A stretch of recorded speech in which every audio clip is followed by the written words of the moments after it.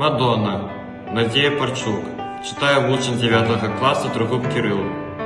Жанчына у нас не толькі маці, але й чароўная княжна, і гаспадыня ў роднай хаце, і берагіня, і вясна. Пакуль яна дзіця калыша, занята справою святой, мастак свае карціны піша, паэт складае оды ёй. Падчас ваеннай навалы яна ўзнімала самалёт, не упускала з рук штурвала і отступал ворожий зброд. Народ зове ее Мадонной, что прославляется в веках, и порівновує з іконою, калі з дзіцятком на руках. Мадон сапраўдных ёсць багата на беларускай зямлі. Яны, працуючы заўзята, сторонцы роспіс здабылі.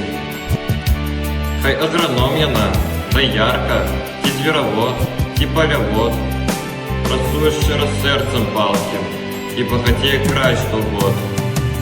Жанчыны ў нас паўсюль шчыруюць, ім сапраўдыся па плячы, дзяцей адданымі гадуюць, айчыну вучаць берагчы. Анатолій Сыс. Прадмова да верша Неапаленая Купіна.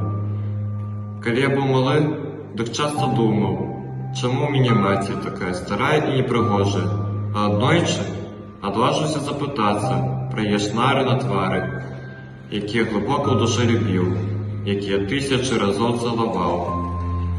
Ох, сынок мой, гэта ж здарыўся пажар, і я яшчэ з адной жанчынай абгарэлі крэпка. У мяне былі апалены і рукі, і грудзі, і твар. І была цяжарная табою, сынок мой.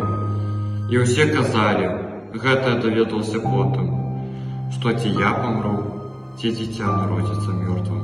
А нарадзіла тебе жывенькага, сынок мой. Толькі на твары была чырвоная плямінка, а была я прыгожая да пажару. Ды хіба у непрыгожай маці мог нарадзіцца такі сынок?